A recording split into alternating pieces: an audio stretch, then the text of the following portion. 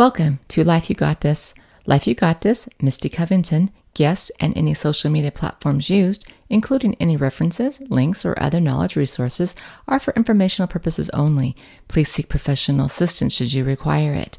If you believe you are in an emergency, call 911 immediately.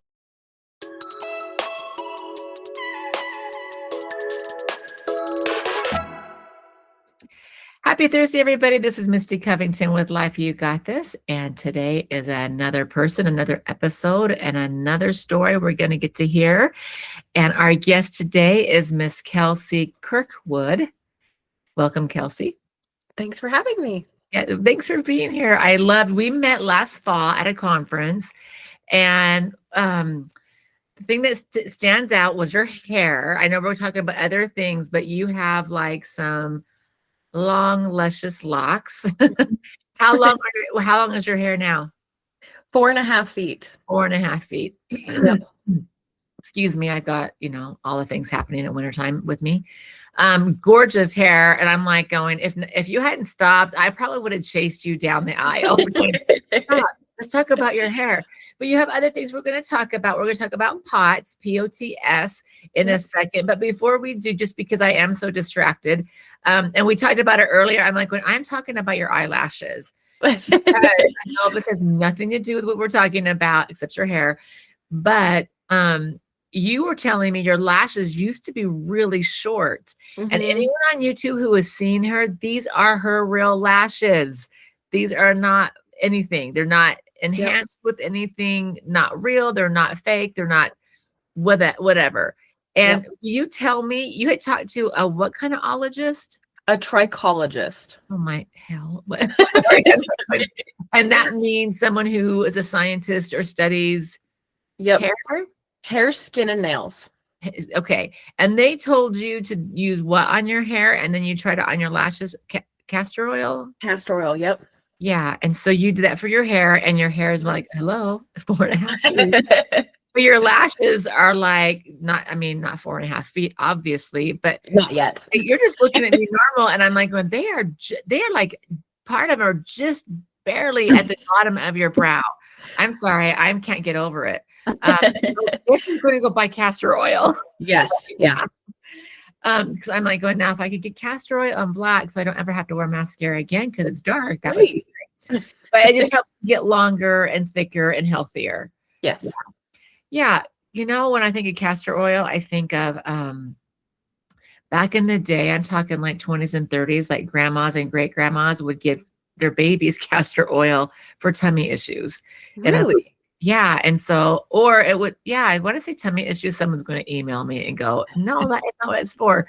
But no one likes the taste of it, right? So you go, oh, castor oil. And they even have like, I don't know, Shirley Temple, I think, has a song that has the word castor oil, but is icky to taste. So, but you're not eating it. You're just putting it in your hair or on your, okay. Yep. All right. I'm sure there's like 5 million brands you can get on Amazon, like everything. But, yeah. But is it straight up castor oil, or is it? Yep. It's just plain cold pressed castor oil, no other additives to it. Okay. All right. Well, everyone listening, you are welcome because this isn't just a medical, it is a beauty show as well today. But I love it. Like the older I get, the less maintenance I want. So I wave my hair because it's faster, or I put it on. And if I, had the patience, I'm super low maintenance. So I don't want to go and get my nails or my brows or and I love when people do, my grandchildren do, my kids do, my stepkids do rather. I just didn't know about it. So I'm like going, oh, I could probably manage putting castor oil on my, and just whatever. So stay tuned, everybody. I might do it, and I will show you the results starting, I don't know when, mid-February. Anyway, so thank you for, being patient with me and humoring me with all of that, because I'm like, I got to talk about this. I don't think anyone knows. And it's going to be on every Instagram feed. As soon as someone gets on it, I'm not even kidding you. Yeah. My phone's listening to me now. Before it ends, I'm going to get a buzz about castor oil. That being said, we're going to talk about a couple of things. We are going to talk about your hair because there's literally layers of the hair conversation. I'm no pun actually, but just thought of that now. I'm super funny today. But first, we're going to talk about POTS. And so I will massacre it. But what I'm hoping you could do is like, first of all, I'll pronounce what the acronym stands for, and then just a little bit of definition. And then maybe kind of go through your journey of that. Like it took you a hot minute to get diagnosed, and maybe you can talk about some symptoms. I'll butt in as I have a question, or if I think is something, you know, maybe my clients have or people in my world. I do have people in my world who have POTS, but I still don't know a lot about it. It's really hard to explain, I think, because it looks like other things, right, which I think might be why it doesn't get diagnosed as quickly. But at any rate, you go ahead. What does POTS, POTS stand for? And tell us all the alls. Okay. So POTS is postural orthostatic tachycardia syndrome. And basically what that means is it's a condition that causes your heart to beat faster than normal when you go from sitting down or laying down to sitting up or standing up. In my case, it's excessive fatigue and dizziness when I go from sitting down to standing up, and oftentimes I black out. Doesn't happen all the time, but that's usually one of the main presenting symptoms that people have. Okay, so pause for a second. So your heart rate's changing. So if your standard resting heart rate when you're sitting is, let's say, I don't know, 72. That used to be the cool heart rate to have. I can't remember.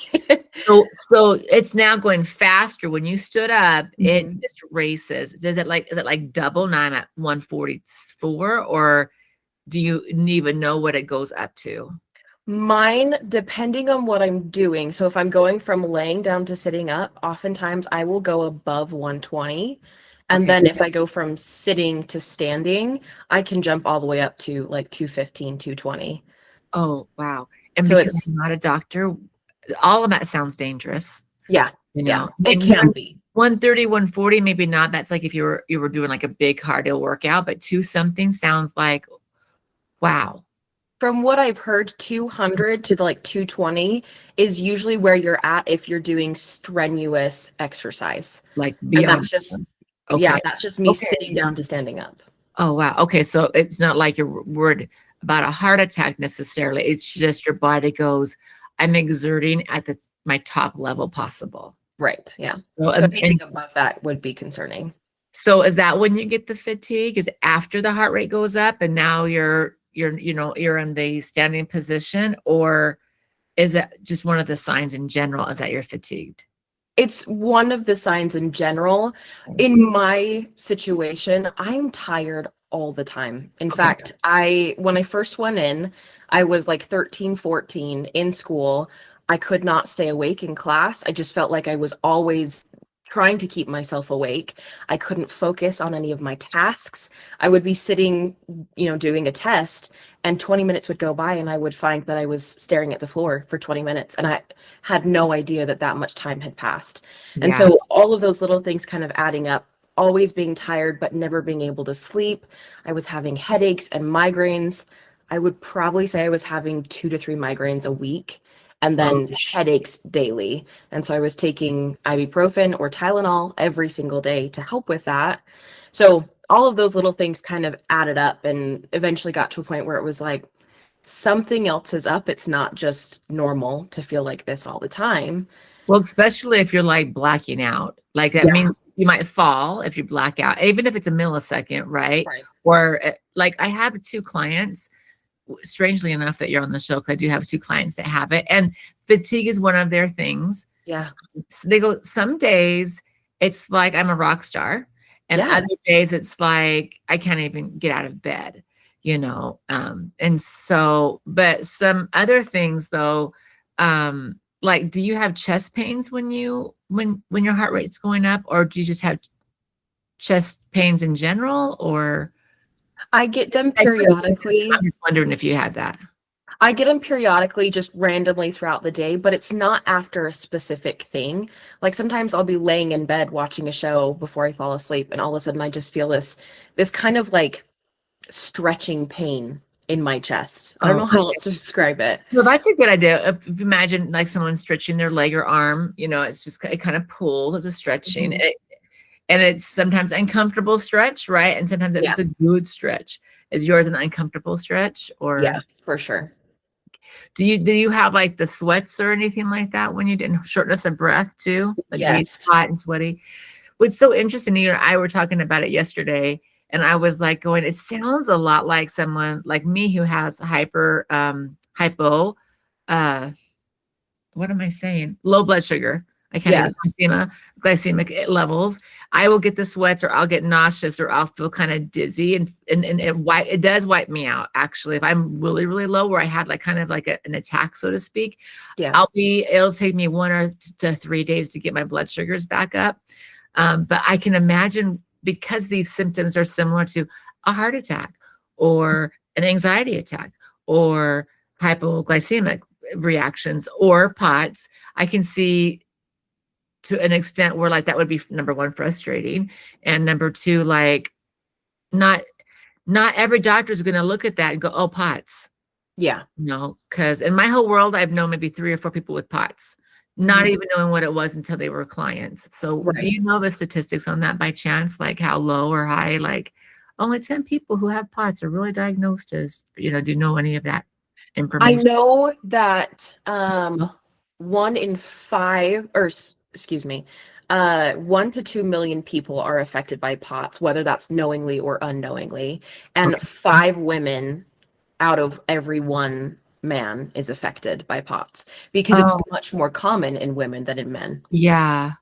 Do you know if is there science behind that? Is it because, our hormones, or? It's kind of hard to. I was curious. Respond to that. It's just everyone's different, and most of us don't know what caused us to develop POTS, if that makes sense. Yeah. So I don't know the exact statistics. There's no like factors that, you're going to have it if, Yeah. And once you have it, you have it. Yeah. It's not something that's ever going to go away. It kind of ebb and flows, where sometimes it'll get worse and then other times it'll get better, but it's not going to fully go away. And there's nothing that doctors can do to give you that even temporary relief, because you're always going to have symptoms of it. Okay. Yeah. I mean, sometimes I think I was looking at that they have like these things like, don't stand for long periods of time, eat more salt, make sure you're drinking a lot. Don't take in caffeine, maybe because it stimulates your heart. My guess is because your heart already whatever. And they like, don't eat big meals, eat smaller meals, fewer carbohydrates. I'm not sure why the fewer carbohydrates. And I don't know if it's any type of carbohydrate or if it's like a bread type of carbohydrate. Like not all carbohydrates are created equal, and we do need them in our body needs them. So I'm just kind of curious, like, I wonder if it's like, if a type of carbohydrate. Were you put on a special diet or nutritional things when you were diagnosed? Yes and no. It was kind of funny. So again, being 13, 14-year-old, I'm a teenager, and I don't want to change anything if I don't have to. Oh, please. But no, I get it. When we went in, they told me, 1, I was incredibly dehydrated, but I felt like I was always thirsty. And that's another sign where if you're not retaining water, and 2, if you're drinking lots, but you still feel thirsty, that can be a symptom of it. Okay. And in my case, that's what it was. I was always thirsty. I would carry around, I have these big bottles. This is a 50-ounce cup. I take it everywhere with me, and I'm still thirsty. I can drink a whole bottle and still be thirsty. And so they told me 64 ounces at least every day of water, and then a ton of salt. And I thought that was really dumb. I was like, I thought salt was bad for us. I don't know why my camera's not. Like I was about to say, like your camera went kind of uncleared, like kind of blurry. Yeah. I can see it too. I'm not here. Let me turn it off and turn it back on. Okay. And we're all good.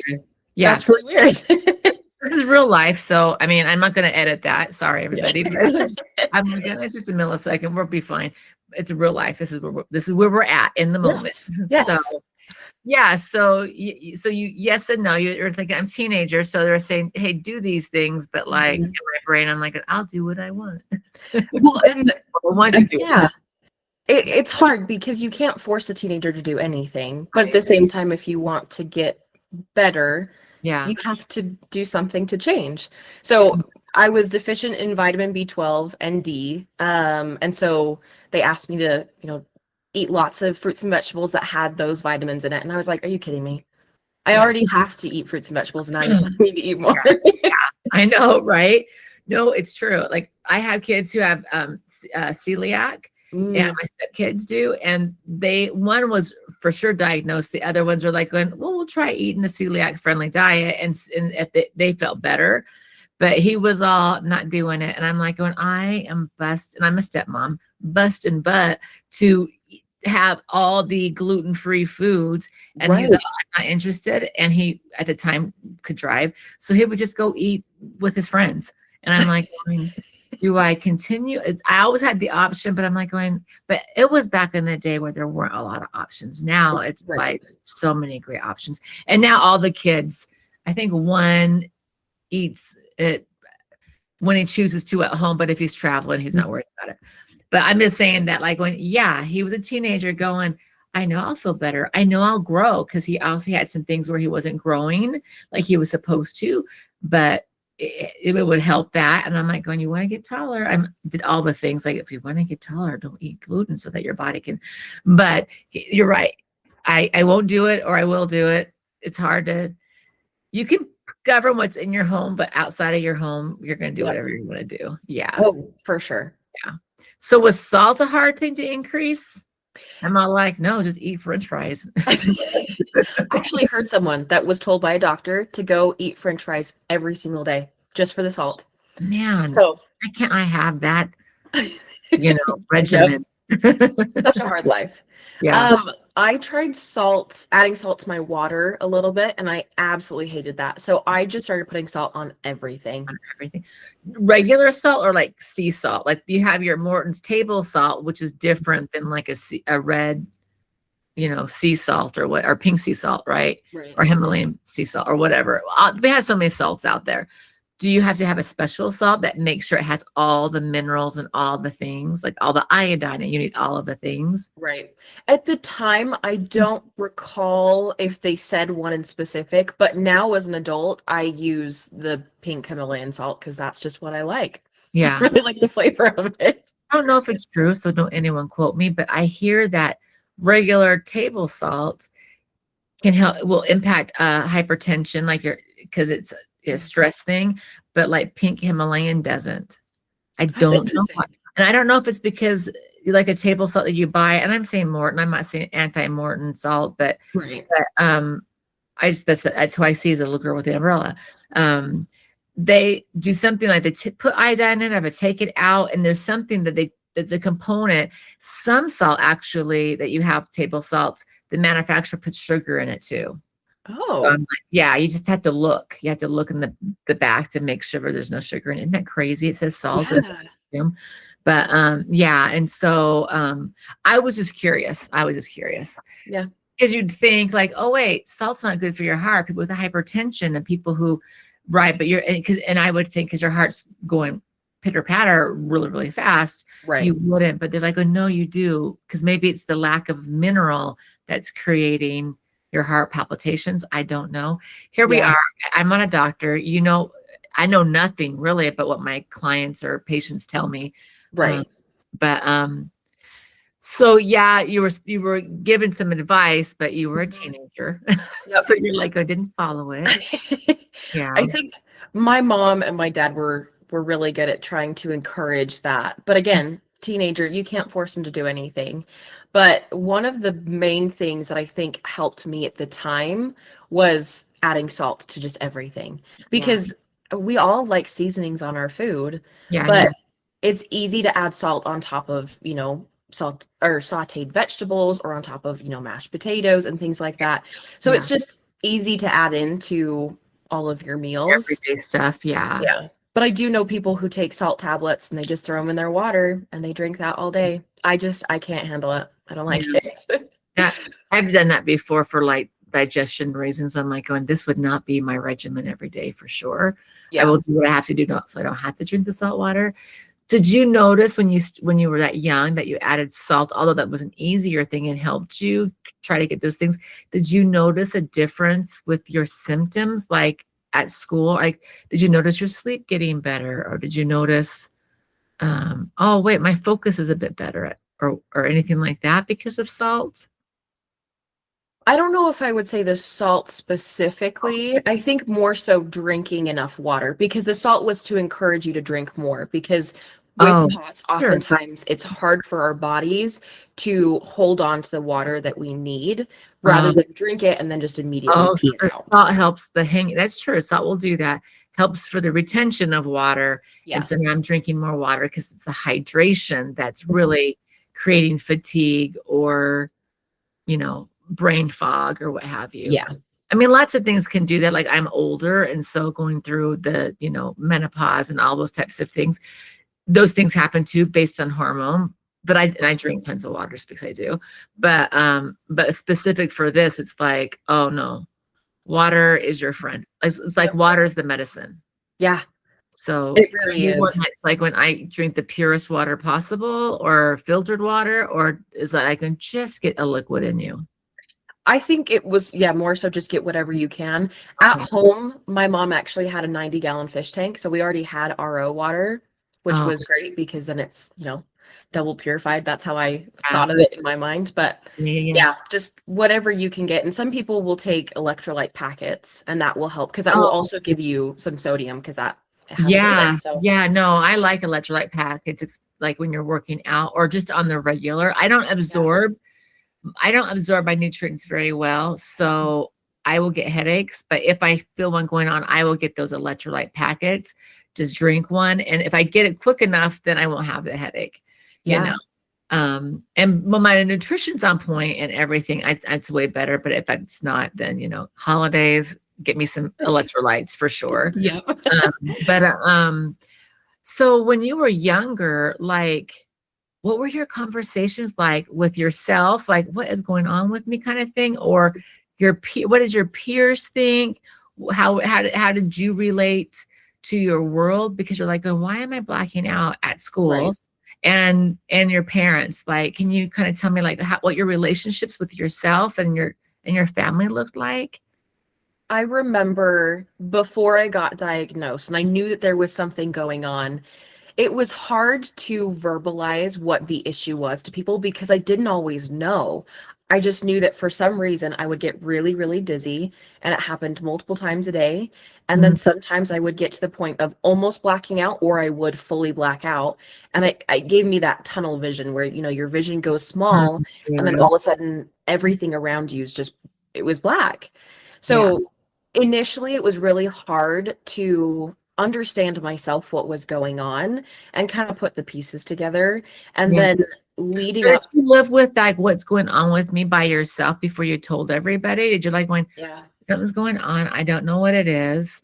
Was there a part of you that was even afraid to say anything to your mom or anybody about it at first because you're like, I don't know what, but were you afraid of telling people or just, Absolutely. I think I was embarrassed because I thought oh, that I was doing something wrong, but I didn't know what it was.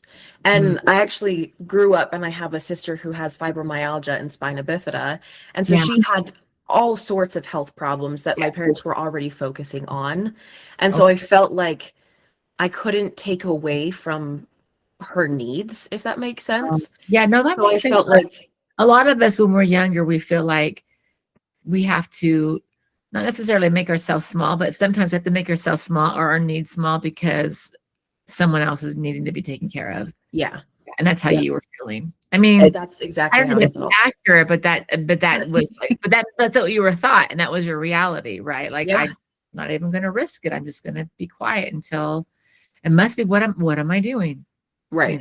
know? Mm. Well, and it was looking at her situation, I was like, well, hers is so much worse. So why does it matter that, I'm Um, dealing with something? I can just deal with it on my own. I don't have to worry about other people worrying about me, I guess. I see. I see. Okay. So you kept it to yourself for a while. Did you ever pass out or black out at school? I did. So my gym class, my gym teacher, she was great, but she was a huge jokester. And she would joke with the class that, oh, if Kelsey falls over, just make sure that she's still breathing in and keep going. Because we had to do the mile run. Yeah. And we That's, were told you had to run. You could not yeah. walk. Yeah. You had to run. Yeah. And I always, always struggled with it. I just couldn't do it without passing out. And I felt like I could feel my blood pumping from my head to my toes, and my fingers, my lips would get tingly. Sometimes my toes would get tingly. And all of a sudden, like, it kind of felt like my body was becoming more and more pressurized, where I was like feeling this Mm. pressure like coming in around me, and it would pulse around my head and my whole body. And Yeah. then I would know that I was about to black out. And Oh, so I would sit down and I'd kind of get my bearings and I'd deep breathe because I'd start to hyperventilate. well, yeah. And there I'm was having a hard time breathing just listening to you. I'm like, take a breath, Misty. It's not right. It's not me. right. There was one day in particular, I believe we were running the mile, but I don't remember exactly. And I blacked out in school, and I was in gym class. And so my gym teacher had me taken down to the office, and they called my mom, and she came to get me and immediately took me to the emergency room. And of course, we're stressing out because this is the first time that I'd had like a public episode, I suppose. Because Yeah. it had happened before where I was in my bedroom and I'd get up too fast and I'd black out and I'd just sit back down. And then Yeah. I was fine. And so I figured it was fine. Again, that's like low blood sugar. Like your vision kind of goes tunnel and then it comes back if you just wait a second. Yeah. So I'm the reason I'm reiterating that is like, just pay attention to your symptoms. If anyone in your world, don't judge it. Don't like, oh my gosh, your face, like the gym teacher, like, ah, ha, ha, ha. Yep. It's like, wait and see. And eventually you're going to tell us what you did to get it checked out. But it is kind of scary. I mean, like, am I going to wake back up? Is this the end for me? Am I going to wake back up? What's going on? Yeah. Right. Yeah. Yeah. It's scary. So and no one knew that had happened. Yeah. Okay. Not and that until was at school, it's public. Mom's going, what the what? And now you go to the doctor. Okay. Yep. So she took me in and they gave me IV fluids, and that helped a ton. Mm. They think that I was really dehydrated that day. Again, I'm already drinking tons of water, or I'm trying to, but not because I always feel thirsty, but it just wasn't enough. Pain and all of it. Yeah. Yeah. Yep. So they gave me IV fluids. I was really, really pale. My mom took a picture, and looking back at it now, like, oh my gosh, I looked like I was on my deathbed. I had this like green tinge to my face. Yeah. And so they gave me fluids and basically sent me home. They just said, well, it looks like you're dehydrated. And that was it. There was nothing else to it. Dehydrated. So they're like, oh, that must be it. Yeah. Okay. So after that, I think from that instance to when I actually got diagnosed and was starting to get help, I guess, it was probably another 6 to 9 months before we were able to get in with who we needed to get the right answers. And I was dealing with severe migraines again at the time, 2 to 3 a week. And it was getting to a point where my parents were like, you're not going to school because your migraines are so bad. And so inconsistent, meaning, we didn't know what was causing them. Right. That we went in, got all the information that we needed. That was, okay, this is what you have. Doesn't fix the problem, but at least we know what it is. And then start, putting all of those things into, sorry. You're good. We like cats. Yes.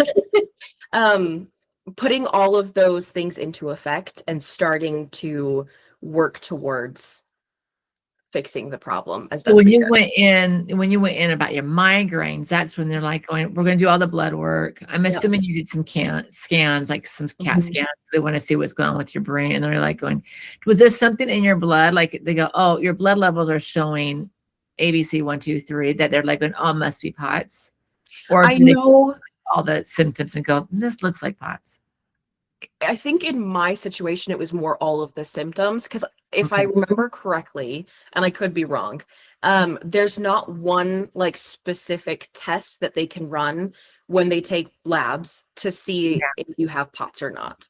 Right. It's there's what do they call it? A tilt table test, I believe is what they call it. I read it. Where they have you lay on the table, and it will tilt from laying down to upright, and it Mhm. will show that change in your blood pressure and your heart rate. Yeah. Yeah. Yeah. So I didn't do the tilt table test. They just had me sit down and stand up and lay down and stand up. Yeah. Yeah. But basically the same thing. That was, I think, like the solidifier was, okay, for Yeah. sure she has Yeah. this.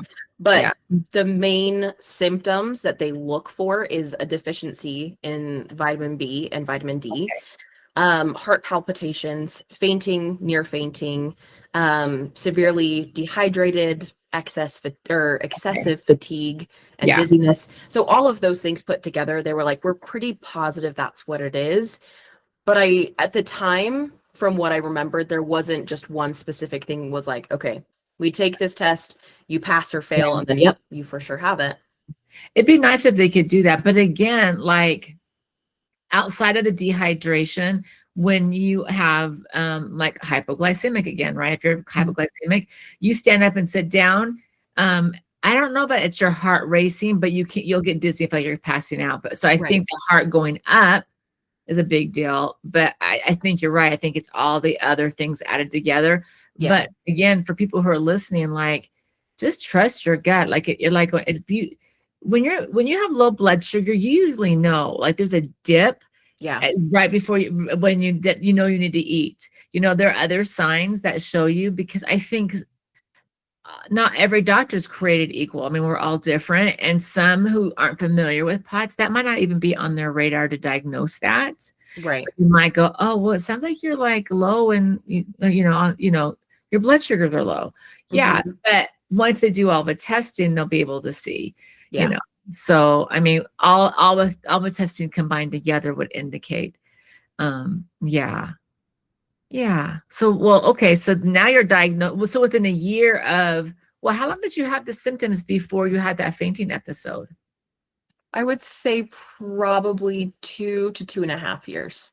And then you pass out at school, and then within a year after that, you've got things figured out. So Yep. you had these symptoms easily before diagnosis, like three and a half Yeah. to 4 years. My one client that I work with, that was her. She was, I can't remember her age. I want to say she might have been a teenager too. Maybe there's something magical about the teenage years because we're more mobile or we're more independent. I don't know, Right. or just maybe it is linked to hormones or what have you, and that's why one guy to 5 women have it. I don't know, but she said she had about 4 to 5 years, just a little bit longer, about a year longer than you, before they really were able to diagnose her, and that was helpful. But she also says the same thing as you, like, different days means different things. And your sister with fibromyalgia, it's the same. Some days are great days, and some days are like, I'm not going to get out of bed today. Right. And unless you've experienced or something similar, you just don't get it. It's not like the person who's in bed wants to stay in bed.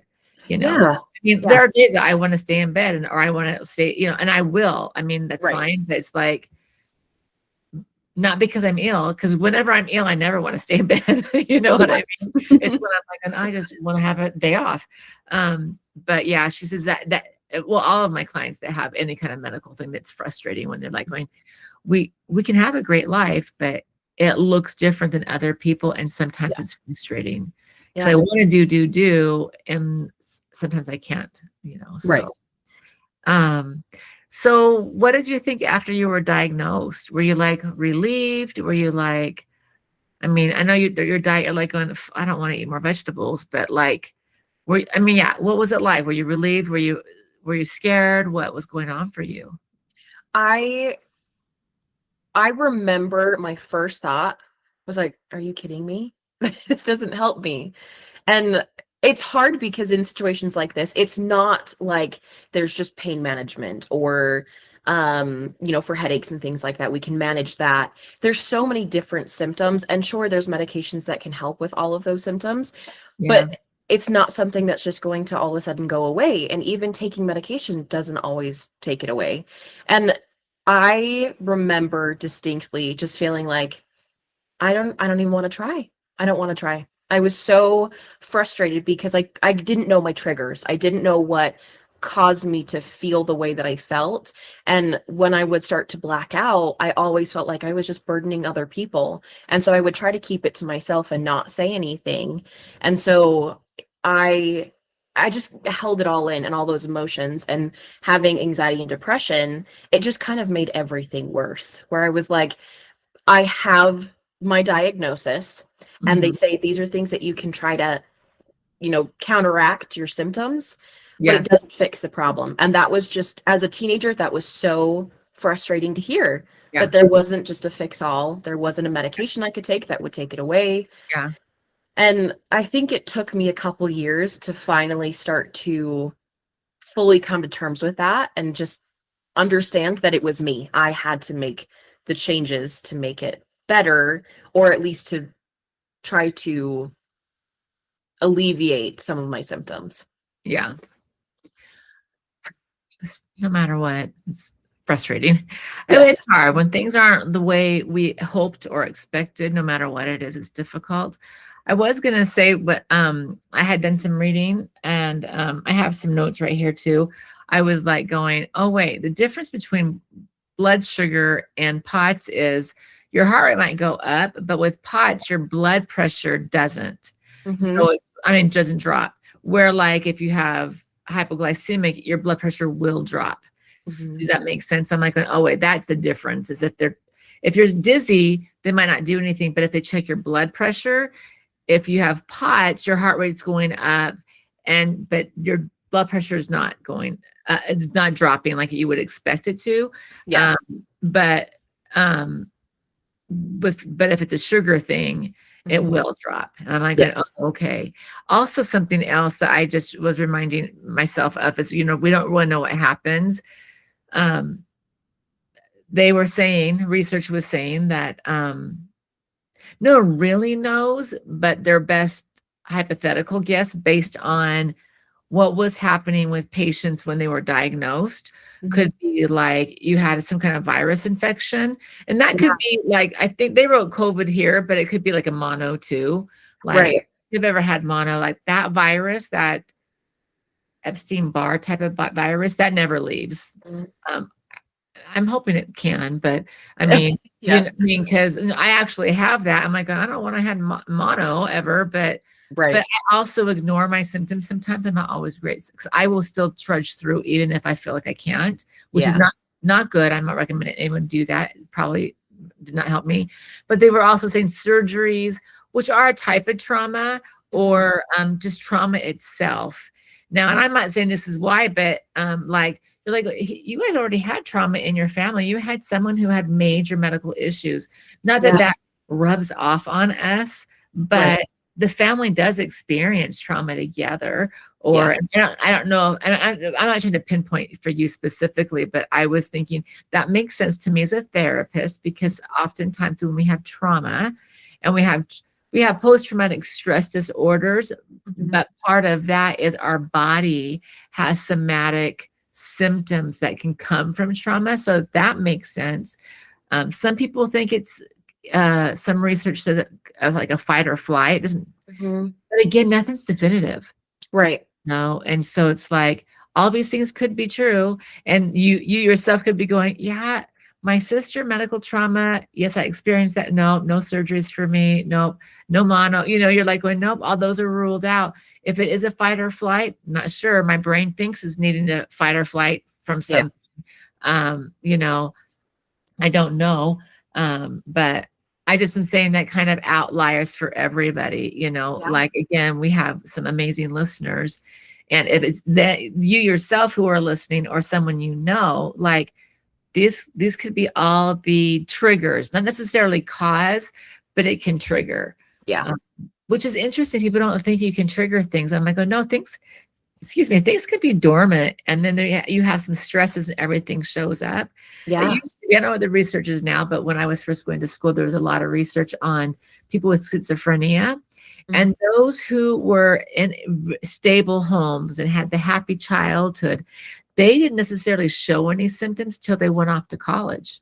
And Oh. now they're in stresses, and there's a different type of expectation, and I'm on my own, and I'm doing all the things myself, and I don't have my support system there.